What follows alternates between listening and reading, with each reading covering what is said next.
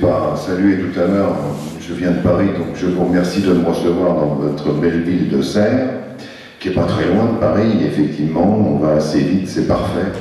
Alors avant de commencer ce débat, je voudrais quand même faire un petit préambule. Le petit préambule, c'est celui de vous dire que les droits de l'homiste que nous sommes, ça c'est parce que c'est comme ça qu'on nous appelle quand on nous aime pas, et il y en a beaucoup qui nous aiment pas. Les droits de l'homiste que nous sommes ne sont pas contre le progrès. Nous ne sommes pas foncièrement contre tous les progrès et contrairement à ce qu'on veut bien dire, nous n'avons pas du tout envie de revenir aux diligences et à la bougie. Mais ce que nous désirons, et ça sera comme ça je vous l'aurais dit dès le départ, c'est que le progrès soit au service des hommes et pas les hommes au service du progrès, ce que nous voyons aujourd'hui. Nous avons la certitude aujourd'hui que les hommes sont au service du progrès et pas le contraire. À partir du moment où on commence à mettre une caméra, on en met 50. C'est un constat. Ouais, vous voyez, 15 caméras, dire que c'est petit, oui, c'est vrai. Ça semble petit par rapport à la taille de Serres, mais bientôt vous en aurez 150. Ne vous inquiétez pas, ça viendra. Je ne voudrais pas engager immédiatement le débat sur la vidéosurveillance. Ne vous inquiétez pas, je suis venu là pour ça, je vais en parler. Mais je voudrais d'abord vous dire de quoi on parle. On parle de vos données personnelles, de mes données personnelles. Alors c'est quoi une donnée personnelle? Eh bien une donnée personnelle, c'est un élément qui nous caractérise. Votre nom, votre prénom, votre âge, pas pour les dames, mais l'âge par exemple, votre adresse, votre numéro de téléphone dans certains cas, vous le communiquez facilement aux gens avec lesquels vous avez du lien social ou bien à des administrations si c'est nécessaire. Tout ça, c'est des données personnelles. Ces données personnelles dont je viens de parler, c'est des données que moi j'appelle banales, c'est-à-dire qu'on les communique facilement parce que c'est nécessaire à notre socialisation. Puis on ne les communique pas, on est marginalisé. Mais il y a des données qui sont beaucoup plus importantes. Votre taille, votre poids, pour certains d'entre nous, vos caractéristiques physiques, et pour aller au bout, votre chaîne ADN. Là, on est dans des caractéristiques des données personnelles qui font référence à de l'intimité et de la vie privée. Et c'est ça qu'il faut faire très attention, c'est que quand on caractérise les données personnelles, eh bien, on n'est pas toujours dans les données banales, on est aussi dans des données qui sont intimes. L'ADN, vous verrez qu'on va certainement en parler tout à l'heure, il y a des fichiers aujourd'hui, dont un qui s'appelle le Fichier National Automatisé des Empreintes Génétiques, le FNAG, dont on parle assez souvent, et qui en 1998, c'était la création de la Ligue des droits de l'homme. Tiens, un petit détail au passage, une digression qui fait toujours sourire, un comité central, ça fait toujours sourire les gens. Et vous savez que le mot comité central a été inventé par la Ligue des droits de l'homme. En 1921, le Politburo, enfin, quand le Parti communiste s'est mis en place, il nous a volé le mot de comité central. Donc vous voyez, c'est nous qui l'avons inventé.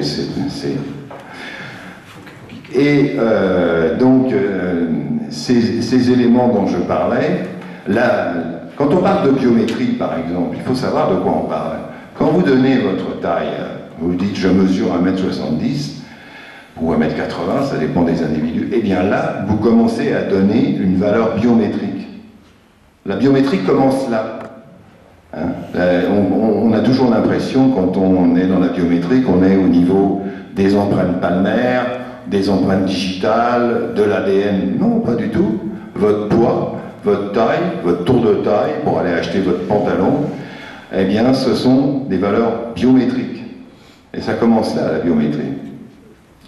Donc, je parlais de ce fichier, le FNAG, en 1998. C'est un fichier qui a été mis en place et qui répertoriait la chaîne ADN d'une partie du séquençage ADN des délinquants sexuels et des criminels sexuels, mais il y avait 1500 noms, et pendant de nombreuses années, on est resté sur 1500 noms. Et puis, enfin 1500, 2000, et puis petit à petit, de modification en modification, d'arrêté en arrêté, de décret en décret, de loi Perben 1 en loi Perben 2. Et à partir de là, on a donc créé des délits de plus en plus bénins, mais de plus en plus nombreux. Et on est aujourd'hui avec un fichier en France qui répertorie la chaîne, le séquençage ADN de 2 500 000 personnes. Donc vous voyez, c'est-à-dire que pratiquement tous les délits, enfin 180 délits actuellement, sauf les délits financiers et les délits politiques, vous pensez bien que les hommes politiques savent très bien ce qu'ils font, sauf cela, tous les autres quasiment permettent à un fonctionnaire de police de prélever votre salive avec un bâtonnet et de déterminer la séquence ADN. Alors en 1998, quand on a fait ça, cette séquence ADN n'avait aucune importance.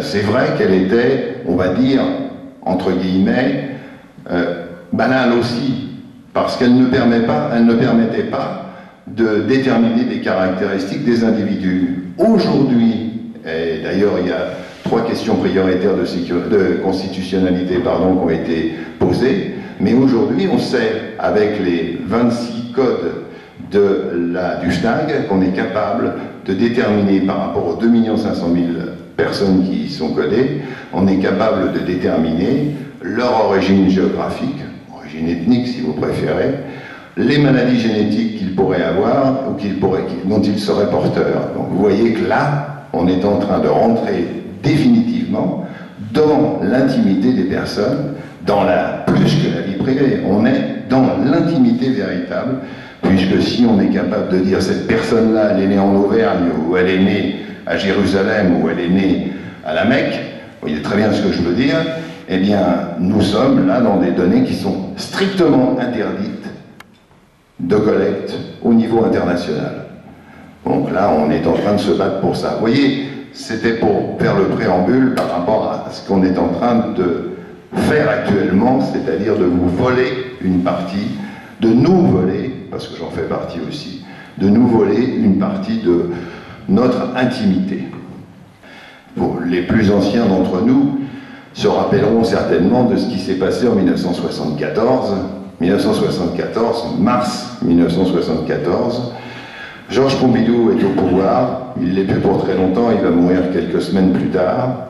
Jacques Chirac est le ministre de l'Intérieur, et un certain nombre de techniciens, parce que je ne pense pas que ce soit eux qui aient réfléchi à ça, tout au moins pas Chirac et Pompidou, je ne pense pas, mais des techniciens envisagent de mettre en place un grand fichier, un immense fichier, qui s'appelle Safari. Vous avez peut-être entendu parler, ça va rappeler quelque chose à certains d'entre vous. Safari, pour les adultes. Et un autre grand fichier qui s'appelle Gamin. Ils ont toujours beaucoup d'humour, les informaticiens. Gamin pour les enfants. Et ce grand fichier, ces 2 grands fichiers, Gamin, ça ressemble un peu à ce que nous combattons tous actuellement, le fichier bas élève, hein, grosso modo. Mais Safari, c'est un fichier qui reprend à partir du numéro INSEE, le NIR, ça reprend toutes les informations administratives d'un individu, qui seraient stockées dans un grand ordinateur, qui avait été acheté d'ailleurs, au ministère de l'Intérieur, où là on aurait retrouvé tout ce qui correspondait à la sécurité sociale, tout ce qui correspondait à la CAF, tout ce qui correspondait à la CNAV, à la caisse de retraite, enfin, etc., à la caisse d'assurance vieillesse. Donc là, bon, là les Français se sont dit, ils ont compris assez vite, d'autant plus que le journal Le Monde a titré sur un numéro spécial qui est sorti, qui s'appelait Safari ou la chasse aux Français. Donc les Français se sont dit, c'est pas possible, on ne peut pas faire quelque chose comme ça, on ne peut pas collecter toutes les informations de tous les Français qu'on va avoir dans un fichier centralisé. C'est impossible. Et là, réaction citoyenne importante, grosse manifestation de prévue, puisque les renseignements généraux ont sorti des chiffres et pensaient qu'il allait y avoir 5 millions de personnes qui allaient monter sur Paris pour manifester. 5 millions de Français à Paris, ça faisait beaucoup. Donc Pompidou, peut-être a pris peur, je ne sais pas, ou a réfléchi, s'est aperçu qu'il faisait une erreur, et a décidé d'arrêter. Et il a décidé surtout quelque chose en même temps, c'est de réfléchir, de faire réfléchir une commission, une de plus, mais celle-là a marché parce qu'on la connaît toujours, une commission qui a débouché en 1978, 4 ans plus tard, ils ont mis longtemps à réfléchir, mais ils ont bien fait, sur la Commission nationale de l'informatique et des libertés, et sur une loi, la loi du 6 janvier 1978, laquelle loi s'appelle Informatique et Liberté, et cette loi était celle qui sous-tendait tout ce qui était prévu pour des lois liberticides, si vous voulez, si je peux m'exprimer ainsi. C'est-à-dire que la loi ne pouvait passer que par les engrenages de la CNIL, qui regardait sa conformité avec la loi, et qui pouvait interdire sa promulgation. Il fallait que la loi soit conforme. Et on a eu ça de 1978 à 2004. En 2004, on s'est fait avoir, je vais être poli ce soir, on s'est fait avoir parce que la loi a changé. 2004, je ne vais pas vous faire de dessin, vous voyez qui était le ministre de l'Intérieur de l'époque. 2004, on a modifié la loi, et d'un avis conforme, c'est-à-dire où on ne pouvait pas promulguer une loi si la CNIL ne donnait pas son accord, eh bien on a mis un avis consultatif. C'est-à-dire qu'aujourd'hui, si on est toujours sous ce régime-là, aujourd'hui la loi la loi n'est pas censurée par la CNIL. Si la CNIL donne un avis qui n'est pas conforme, eh bien la loi peut être promulguée, c'est arrivé. C'est arrivé plusieurs fois, encore récemment. Edwige, par exemple, si vous en avez le souvenir, Edwige a été une de ces lois, c'était même un décret, qui avait été censuré par un avis de la CNIL et dont le gouvernement ne tenait pas compte au départ. Tout ça pour vous dire que je ne m'éloigne pas du tout de la vidéosurveillance, parce que la loi du 6 janvier 1978 réglait tous les problèmes de vidéosurveillance. À cette époque-là, 1974, donc on n'était pas dans la société que moi personnellement j'appelle la société Lexomil, vous savez, la société où on est tous apathiques, la société où on n'a plus de réaction, ou pas beaucoup de réaction, la société où on se laisse faire, un peu comme aurait dit la Boétie sur la servitude volontaire, hein, ou Thoreau quand il disait qu'il fallait réagir. Bon. Eh bien, on n'était pas dans cette société-là. Malheureusement, il y a des choses qui se sont passées, principalement, enfin, quelque chose, je vais simplifier un peu pour aller un peu plus vite et arriver au nœud du débat, à l'objet du débat. Principalement, en 2001, pardon, le 11 septembre 2001, il y a eu les Twin Towers qui sont tombés et les problèmes sur New York et Washington et ailleurs aux États-Unis. Il y a eu d'autres attentats à Madrid et à Londres. Et ces événements-là ont fait que, d'un seul coup, la donne a beaucoup changé et qu'on a commencé, alors c'était quelque chose qui était dans l'esprit depuis un moment, on a commencé à penser à la dangerosité des personnes. C'est-à-dire que tout un chacun est devenu potentiellement dangereux. Nous sommes aujourd'hui dans cette société-là où nous sommes dans la société du danger. Et la vidéo est dans cette optique de la société du danger. Quand on parlait tout à l'heure de sentiment de sécurité, eh bien on est au cœur du problème. Au cœur du problème de cette dangerosité, de ce sentiment de dangerosité. Autre chose qui s'est passé, qui a été un élément fondamental de modification des comportements, c'est 1974. 1974, vous avez le premier choc pétrolier. Et à partir de ce premier choc pétrolier, on a ce que moi j'appelle l'insécurité sociale. On n'en parle jamais. On vous parle toujours d'insécurité, de délinquance et tout ça, mais on ne vous parle pas d'insécurité sociale. Or, on est dans l'insécurité sociale. Le chômage de masse dans lequel on est aujourd'hui, c'est de l'insécurité sociale. Avant 1974, avant ce premier choc pétrolier, vous aviez 450 000 chômeurs. pouvez aller regarder sur les statistiques, c'était grosso modo ce qu'il y avait. Il y avait un volant continuel depuis la fin de la guerre d'environ 450 000 chômeurs. À partir de 1974, le chômage est devenu endémique. D'ailleurs, Giscard d'Estaing, qui était au pouvoir, a commencé à mettre des lois pour combattre, non pas le chômage, mais pour combattre la paupérisation. Parce que, par exemple, il y avait eu la loi sur les 90% de salaire pendant un an, etc. Vous devez certainement, pour certains d'entre vous, vous en rappeler. Et là, on a créé véritablement la sécurité sociale. Cette insécurité sociale a créé l'insécurité. Et de la même époque, à partir de 74-75, on a commencé à construire les ghettos. Les ghettos d'aujourd'hui, moi j'appelle ça des ghettos parce que je pense que c'est le terme exact qu'il faut employer. La sarcélisation, Villiers-le-Bel, Vaux-en-Velin, les grandes barres, c'est à partir de cette époque-là, ça date à peu près de la même époque, et où on a commencé, là, véritablement, à créer, si vous voulez, une fourchette avec d'un côté, le chômage de masse, c'est-à-dire l'insécurité sociale, et de l'autre côté, on a parqué des gens qui étaient en difficulté, en précarité, une précarité qui ne fait qu'augmenter encore aujourd'hui, et cette précarité a créé l'insécurité, la délinquance, et jusqu'en 1998, où là, la gauche qui pensait jusqu'à 98, jusqu'au congrès de Villepinte, la gauche pensait que la précarité n'était que la délinquance n'était pas la conséquence était la conséquence, pardon, de la précarité. Eh bien, à partir de cette époque-là et du congrès de Villepinte, il a été dit tout à fait clairement par Lionel Jospin que c'était le contraire, que l'insécurité était la conséquence de la délinquance. Alors, tout a changé, si vous voulez. D'ailleurs, Devedjian, à l'époque, a dit mais il y a un boulevard qui vient de se créer devant nous, il ne s'était pas trompé, hein. Un boulevard qui vient de se créer devant nous, on a changé le paradigme qui était bon jusqu'à cette période-là, et on a modifié complètement, et on a créé surtout, et on a surfé, et on surfe depuis cette époque-là, sur l'anxiété qui se crée, sur la peur, et on est dans une société de peur, où on distille la peur pour créer une société de domination.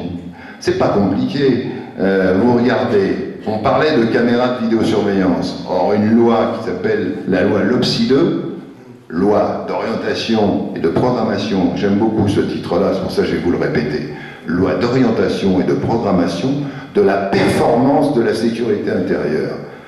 Vous voyez, de la performance de la sécurité intérieure, ça veut bien tout dire dans l'état d'esprit dans lequel nous sommes.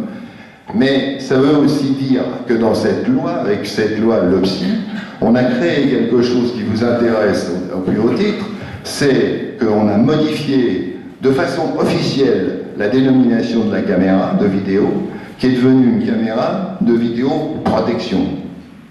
Voilà.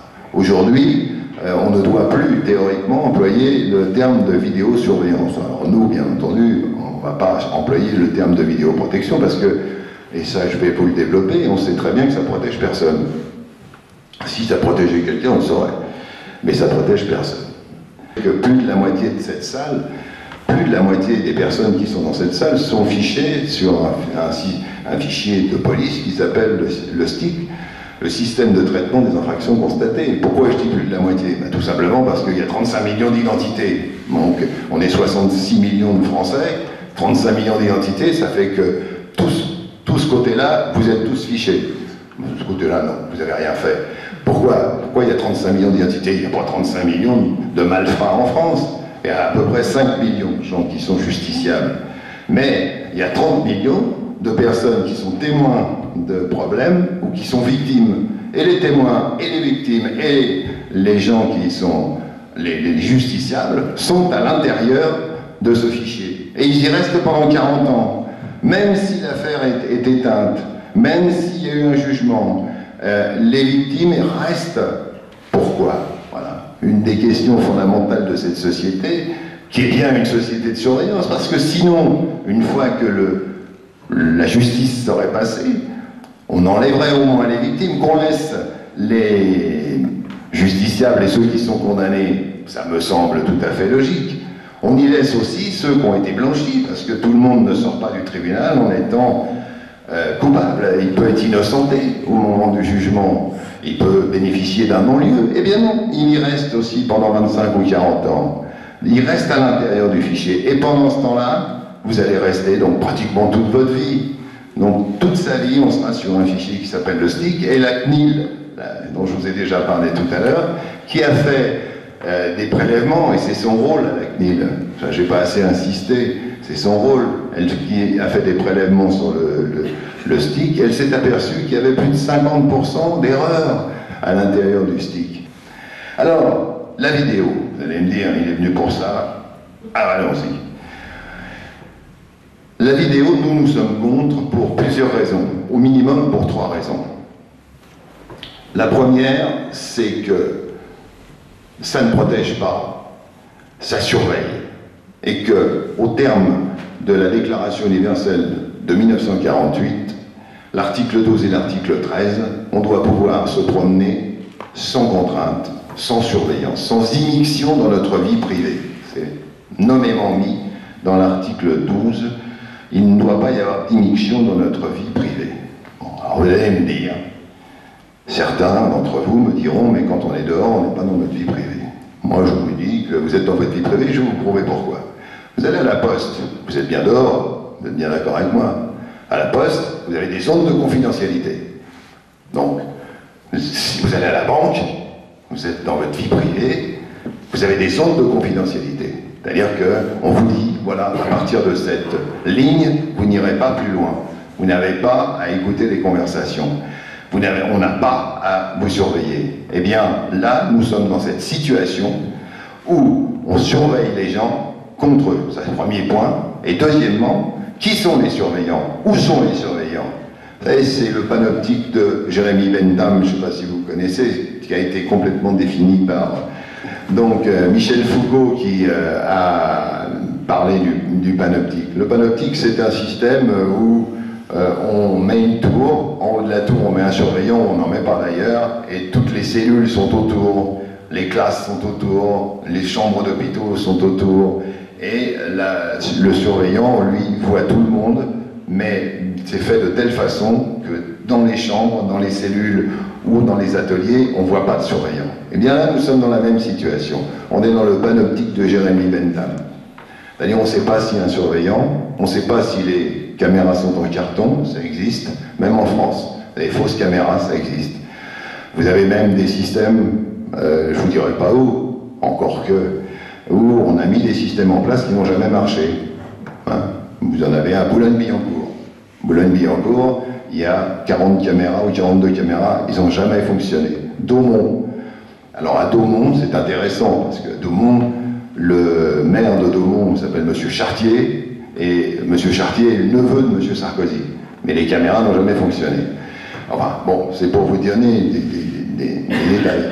À Amiens, il y a une étude qui a été faite, et le gouvernement, la municipalité a changé, puisque c'était M. de Robien, et M. de Robien a perdu les élections, et c'est une municipalité composite de gauche, qui au départ s'était dit c'est pas mal, parce que bon, malheureusement, quelle que soit la couleur, il y a un certain nombre de personnes qui pensent que la caméra de vidéosurveillance et que la surveillance est tout à fait adaptée au contrôle des citoyens.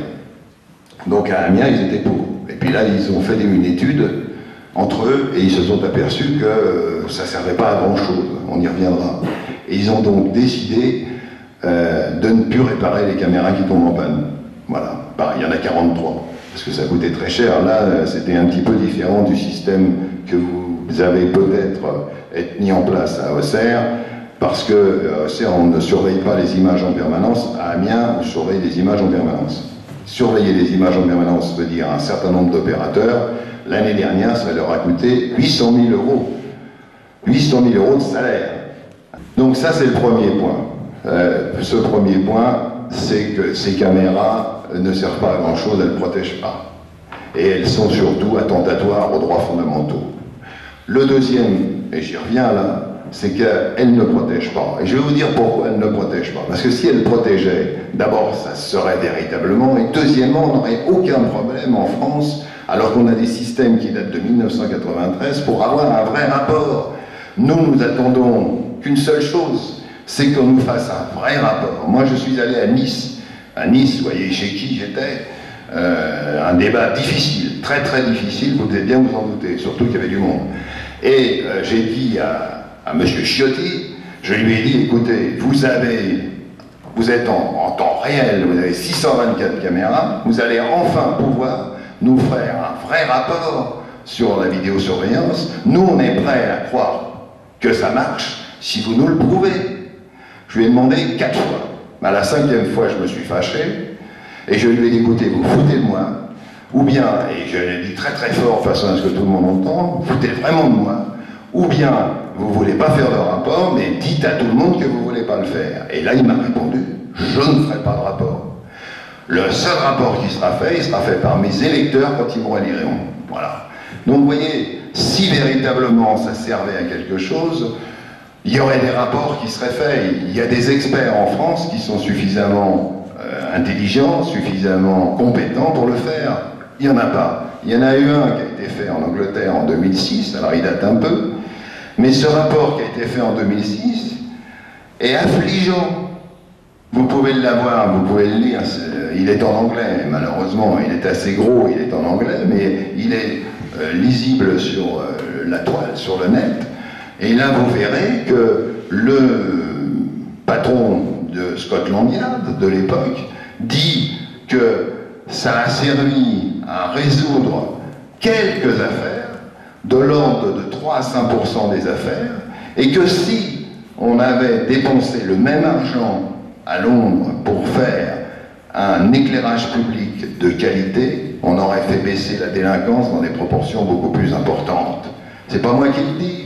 Donc pourquoi, si vous voulez, partir de choses qui sont fallacieuses pour nous essayer de nous faire croire que ça protège, pour essayer de nous faire croire que ça sert à quelque chose? Ça fait ce qu'a dit monsieur tout à l'heure, ça prend l'électeur dans le sens du poil et ça le rassure, ça rassure son sentiment de sécurité. Mais moi je considère, si vous voulez, que rassurer son sentiment de sécurité à 50 000 € le bout, hein, parce qu'une caméra de vidéo, quand elle est positionnée, c'est à peu près son prix en moyenne, c'est moins cher, un peu plus cher, ça dépend des systèmes, mais vous êtes à 50 000 € le bout, et chaque année, parce que c'est extrêmement fragile, vous allez au moins payer 10% de cette somme-là, c'est-à-dire 5 000 € pour la remettre en place, pour continuer à la faire marcher, pour la maintenance de cette caméra. Ça coûte excessivement cher, et ça sera pris, pas sur le budget national, cette fois-ci, mais sur votre budget municipal, et qui sera au détriment d'un certain nombre d'autres activités qui peuvent avoir un intérêt majeur pour chacun d'entre nous. Avec les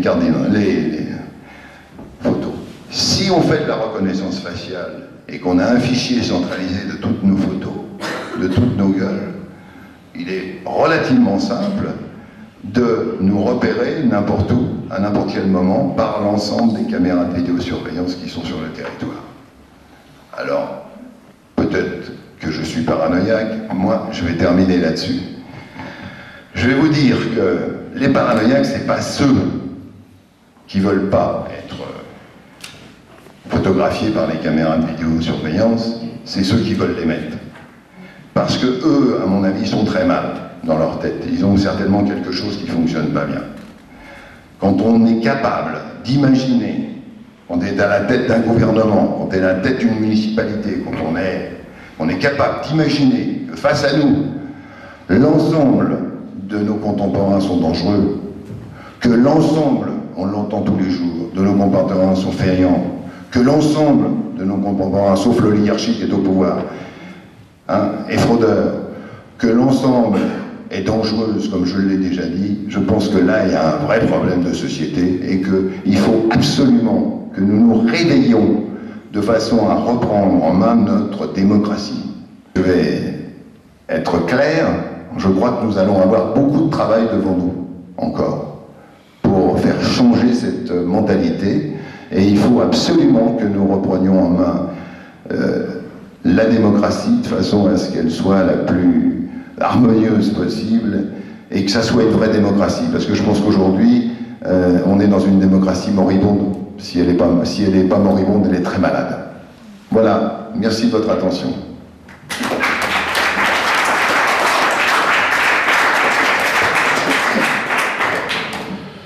Bon, merci Jean.